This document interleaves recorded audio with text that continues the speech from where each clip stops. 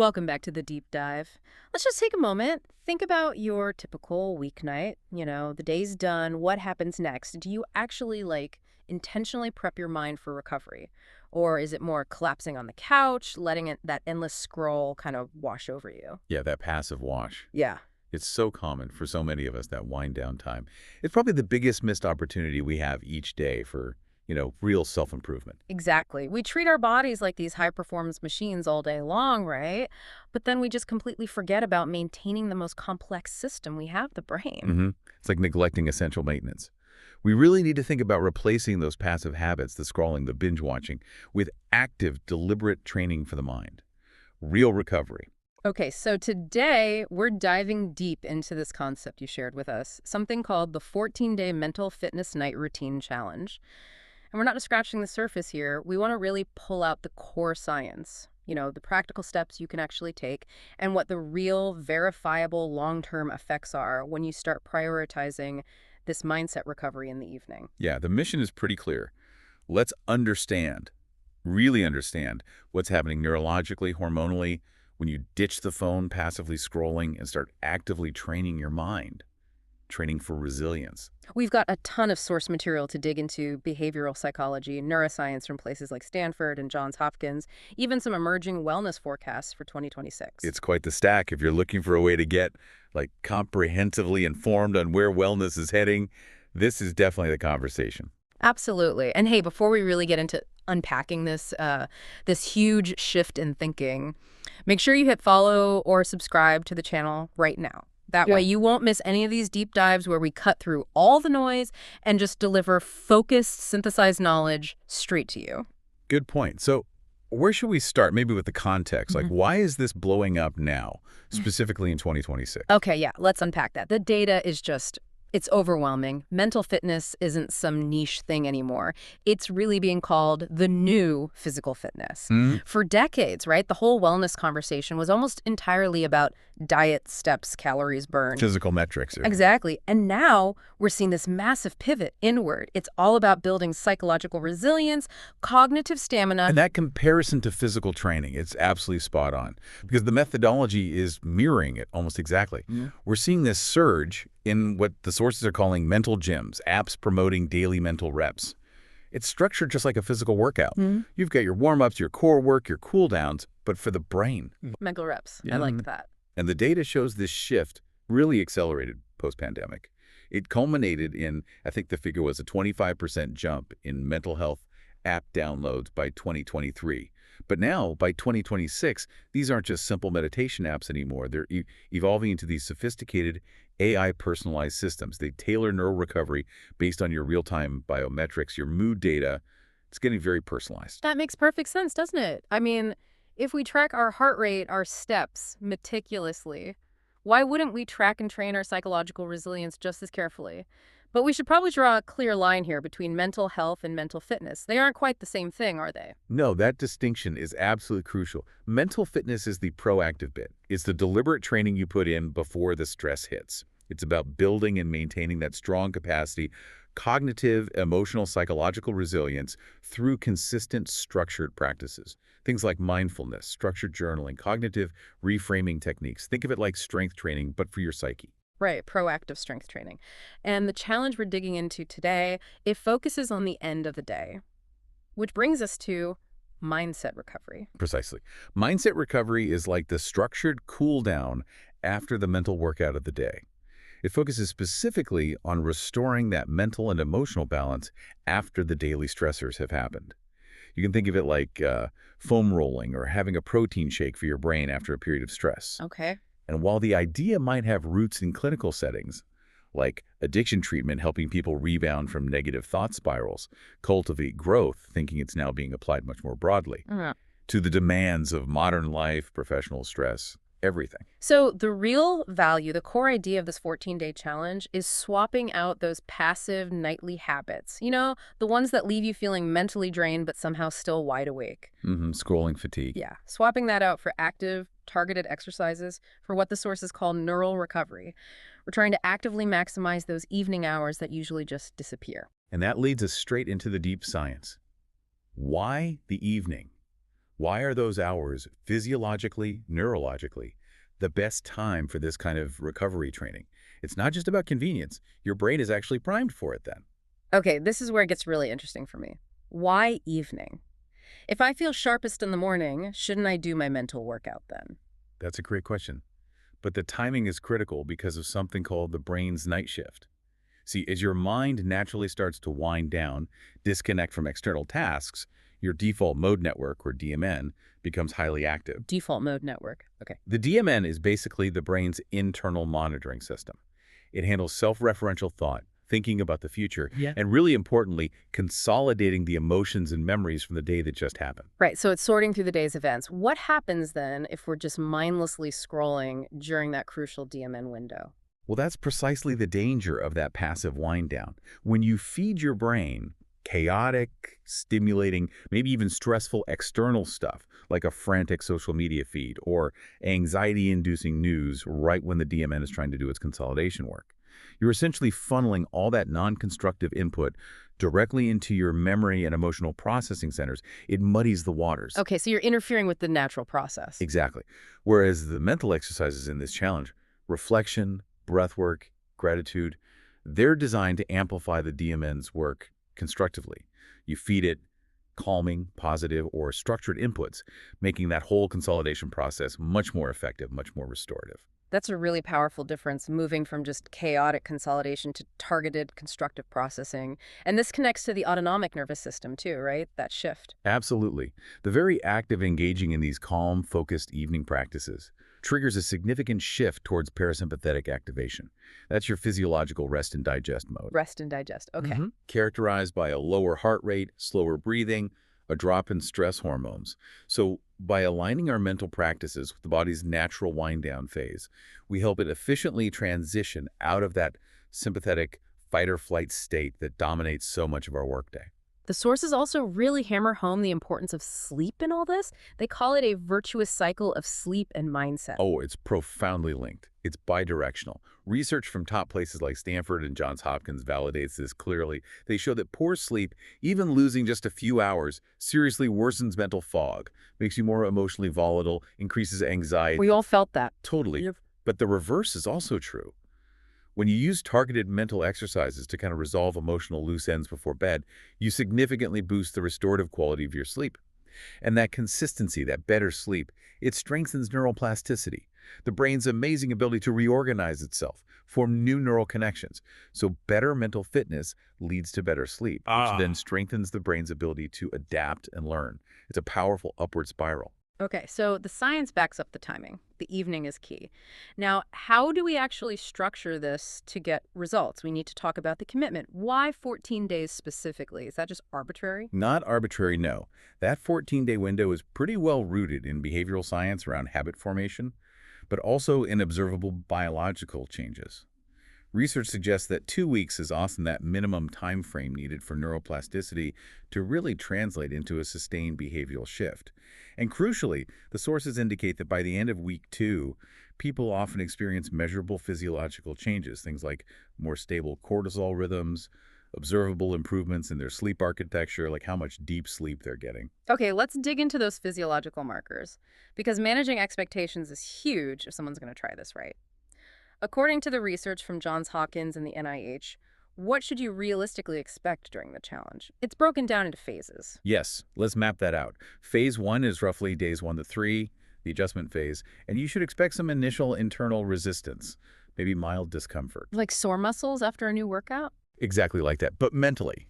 Your mind might fight you a bit, try to ruminate more initially because it's a new pattern, but the key biological goal here is stabilizing the HPA axis. HPA axis, can you just briefly remind us what that is and why stabilizing it matters so much? Sure. HPA stands for hypothalamic pituitary adrenal axis.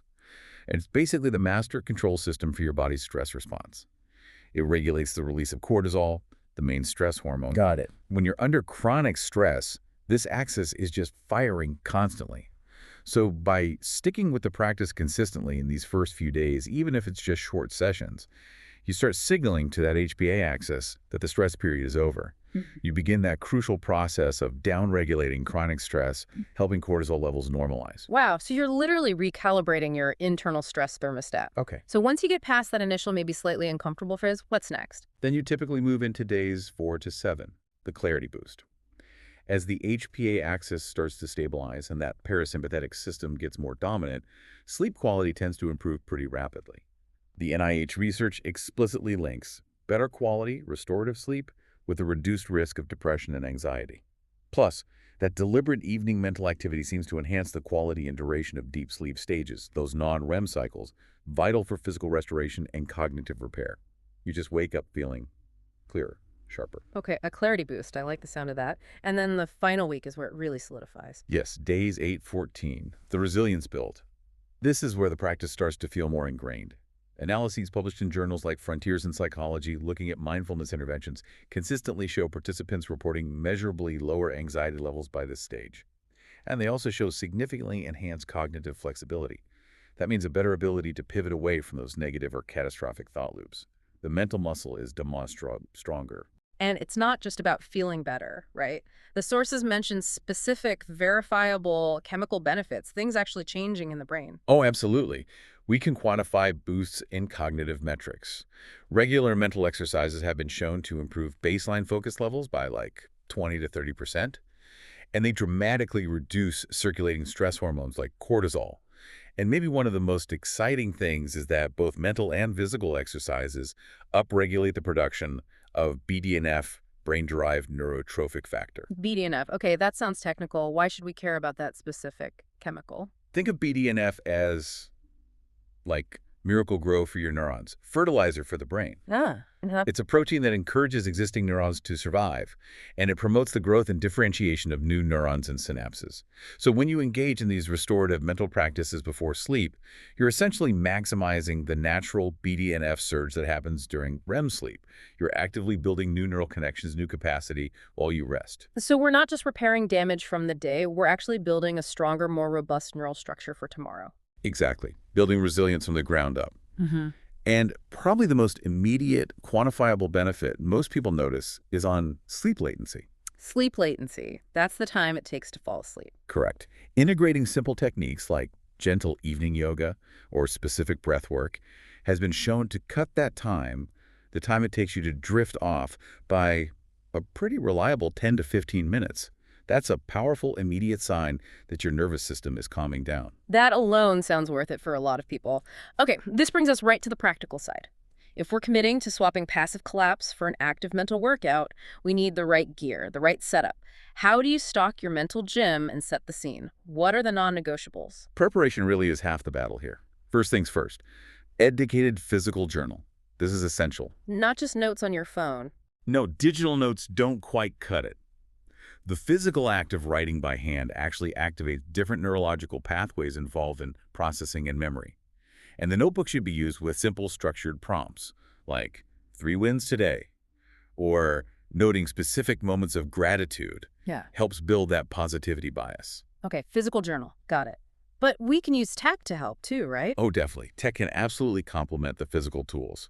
The sources mentioned guided meditation apps like Calm or Insight Timer for structured mindfulness, but also maybe more specialized tools like Reframe, which often offers somatic exercises or cognitive behavioral techniques specifically designed to target urges or break negative thought loops, depending on what you need. So you choose the app that fits your goal. Makes sense. Beyond the tools, the environment sounds critical. If we want to maximize that DMN activation, we have to manage the surroundings. Environmental control is the golden rule, and often it's about subtracting things. The absolute #1 priority is dim lights and a strict no screens rule for at least 1 hour before your desired sleep time. 1 full hour. That's tough for some. It can be, but it's not really optional from a biological standpoint.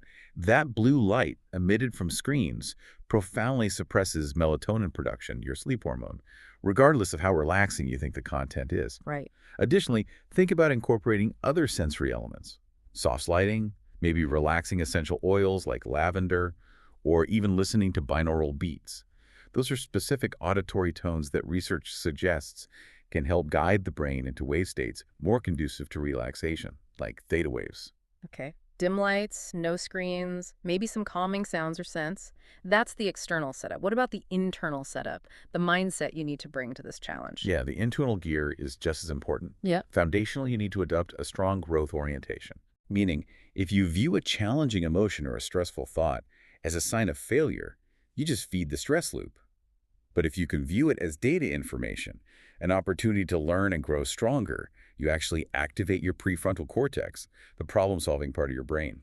That framing shift is vital for emotional regulation. See challenges as data, not disasters. Exactly. And we also advise starting with a transitional ritual, something simple that signals recovery mode to your nervous system. It could be a warm shower, brewing a specific kind of herbal tea. Research shows even these simple acts can lower circulating cortisol by about 10 to 15%. It's like a physiological cue to switch gears. I love that idea, intentional rituals as signposts for your body and mind. But let's be real, any new habit, especially one replacing an old comfortable one, faces friction. This all sounds great, but studies sometimes show that forced positivity or super rigid rules can backfire, right? How does this challenge avoid burnout or just feeling like another chore? That's a really important point. Because if the routine feels like a burden, it's doomed to fail. We absolutely have to troubleshoot the common pitfalls proactively. Okay, what's a big one? A major one is distractions. The pull of the phone, family interruptions, pets. Life happens. The fix here is proactive environmental planning. Can you designate a literal do not disturb zone, even if it's just a corner of a room, for your 15-minute practice window? Maybe use high-quality noise-canceling headphones to create that personal, immersive space. Create a bubble. Okay, what about the really big one? Fatigue. End of the day, you're just wiped. Mentally, physically. If the evening feels like hitting a wall, the answer is always scalability and adaptation. Always. Start small. Non-negotiable. But maybe just 5 minutes. Just fine. Just 5 minutes consistently is way better than an ambitious 30 minutes sporadically. And if you feel mentally overwhelmed, maybe shift the focus to a physical cool down instead. Some light stretching, a couple of restorative yoga poses. This helps prevent that physical tension buildup, which often masquerades as mental fatigue. Remember, the goal isn't intensity, it's consistency. Okay, scale it down, adapt, focus on consistency. And what about the skeptic? The listener thinking, this sounds nice, but is it just placebo? How do I know it's really working? How do they stay motivated? You have to quantify the progress, make it tangible. Just like an athlete tracks their speed or power output, you can track metrics. Like what? Use wearables if you have them track sleep scores. Look for changes in your heart rate variability, HRV, over time. Or even simpler, use your journal for subjective ratings. Rate your anxiety level from 1 to 10 before and after your practice each night. Seeing those numbers change validates the effort and really reinforces sticking with it. Make the invisible visible? Exactly. And crucially, the sources really emphasize flexibility. Studies on habit formation show that gentle restarts and self-compassion are what sustain habits long-term, not rigid perfectionism. So, if you missed day 4 because you were traveling or had a crazy, stressful day, you haven't failed the challenge. You just pick it back up on day 5. No self-judgment. That's key. Okay, that's crucial for making it sustainable. You're building a muscle, not aiming for a perfect performance every single night. Right, let's get into the nuts and bolts, the actual training plan. Can we walk through the first 2 really crucial days in detail? Let's start with day 1, breathwork. Okay, day 1. This is the foundational nervous system reset. Before you can effectively tackle complex cognitive reframing or deep gratitude, you have to address the body's underlying physiological state. The main goal here is to actively, aggressively calm that fight-or-flight response. It makes sense. Lay the foundation. And the warm-up you mentioned is the 4-7-8 technique. Can you guide us through that again, explaining the intention behind those numbers? Absolutely. This technique, popularized by Dr. Andrew Weil, is a really potent cue for the parasympathetic rest and digest system. You start by exhaling completely through your mouth, making a gentle whoosh sound. Okay. Then close your mouth and inhale quietly through your nose for a count of 4. Nice and steady. Next, you hold the breath gently for a count of 7. This longer hold lets oxygen really saturate your system. And finally, the most important part. You exhale completely through your mouth, again with that whoosh sound, for a slow count of 8. That extended exhale is the powerful signal to your brain that there's no immediate threat, initiating that wind-down sequence. You'd repeat that simple cycle maybe 4 times total to start. Inhale 4, hold 7, exhale 8. The long exhale is key. Got it. That's a solid warm-up. What's the core exercise that builds on that? The core exercise outlined in the source material draws from the Sudarshan Kriya yoga technique. Now, this involves more dynamic, cyclic, rhythmic breathing patterns designed to systematically release stored tension from the nervous system. So after your 4-7-8 warm-up, you might move into a sequence. Maybe start with slow, deep, diaphragmatic breaths for about 5 minutes. Then you could transition to medium-paced breaths, say around 30 breaths per minute for another couple of minutes. Then maybe a short burst of faster, shallower breaths for just 1 minute. And you'd conclude with several deep, audible sighs or maybe one final slow 4-7-8 cycle. This kind of dynamic pattern is incredibly effective at shifting your neurological state quite quickly. Wow, that sounds quite involved. What's the deep science behind why that specific kind of rhythmic breathing works? You mentioned vagus nerve activation earlier. Precisely. The mechanism is really quite profound. Those deliberate, slow-paced exhalations, especially in the 4-7-8 and the slow beginning part of the Kriya, they actively stimulate and enhance the tone of your vagus nerve. The vagus nerve. Remind me. It's the longest cranial nerve in your body, acting as the main communication highway between your brainstem and your major organs: heart, lungs, gut. Enhancing its tone, its responsiveness, directly helps lower your heart rate variability, or HRV. Which is a good thing. Yes, better HRV regulation is a key metric for nervous system health and resilience. Stimulating the vagus nerve essentially signals to your body that it's safe to enter recovery mode. This drastically improves how quickly you fall asleep. And recovery studies back this up. Structured breathwork routines have been shown to reduce self-reported anxiety scores by as much as 25% after just a few initial sessions. 25% is significant. And the anecdote you shared about John, the stress teacher, that really brought home the immediate effect, didn't it? It really did. John was apparently wound incredibly tight after his workdays, usually just collapsing onto the sofa with the TV.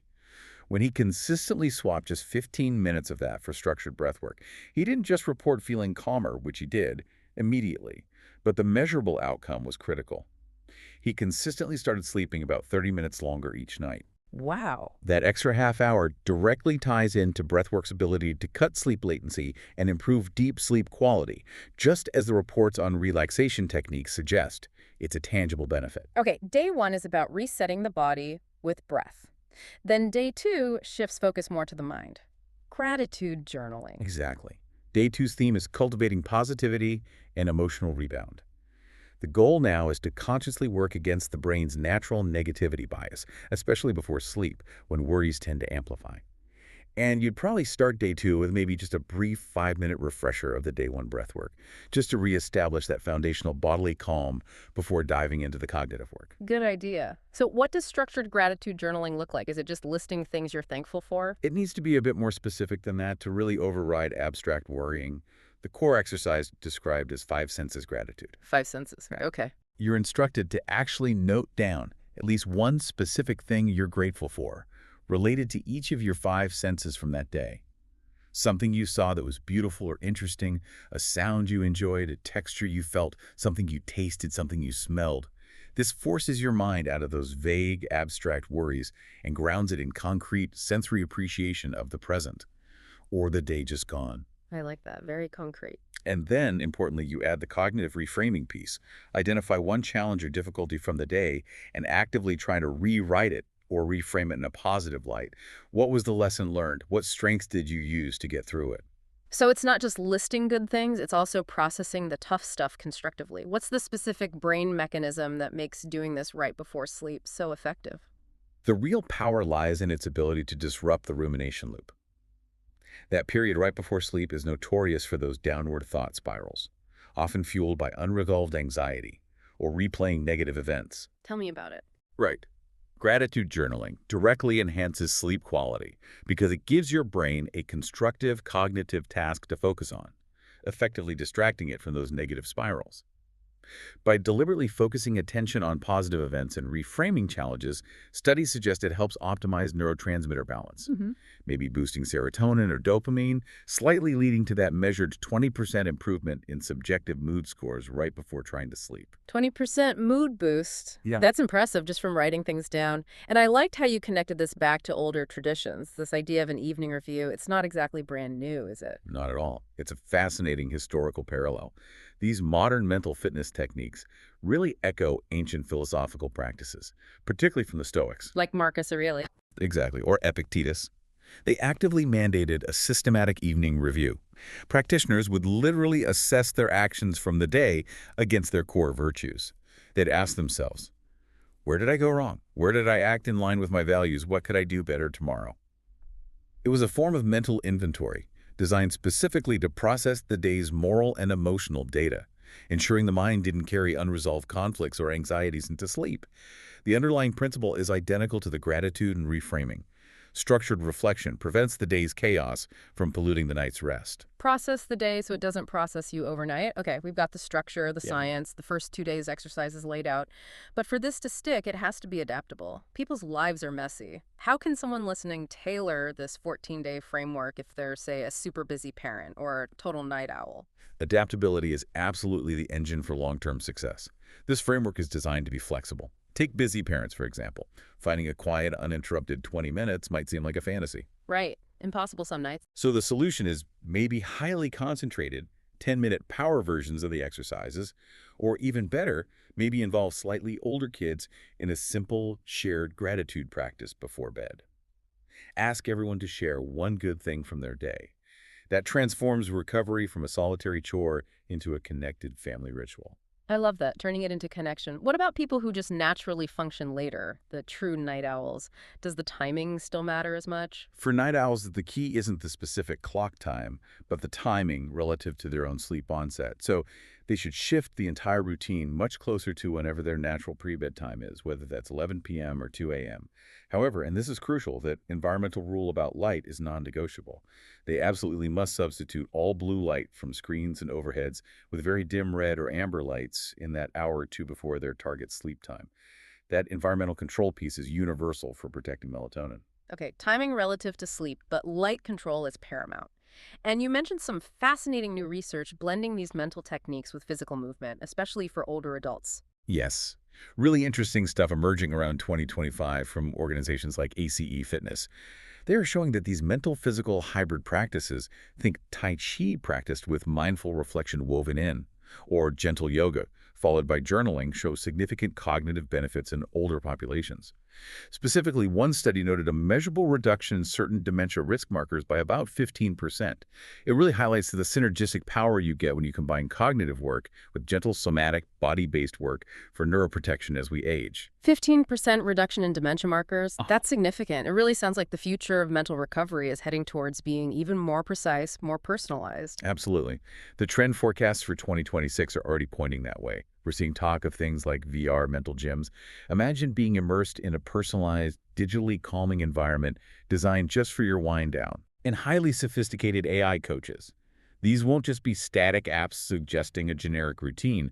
They'll likely adjust the duration, the type of breath work, the journaling prompts, all based on your real-time biometric feedback like your overnight HRV data, your sleep quality scores, maybe even your cognitive performance scores from earlier in the day. Hyper-personalized recovery. That's an incredible vision. But let's bring it back to today and someone finishing this 14-day challenge. How do they keep the benefits going? How do they sustain this mental muscle once the initial structure of the challenge is gone? That's the critical transition. Moving from the structured adherence of the challenge to flexible, sustainable maintenance. The strategy for post-challenge success really involves establishing weekly anchors. Weekly anchors. Yeah, maybe a deeper, longer reflection session on a Sunday evening, perhaps incorporating some of that Stoic-style review we discussed, and combining that with monthly audits. During these audits, you'd consciously check in on your metrics. Look at your sleep scores over the month, compare your current general anxiety level to where you were on day one. Review your journal. Are there recurring stress patterns you can address proactively?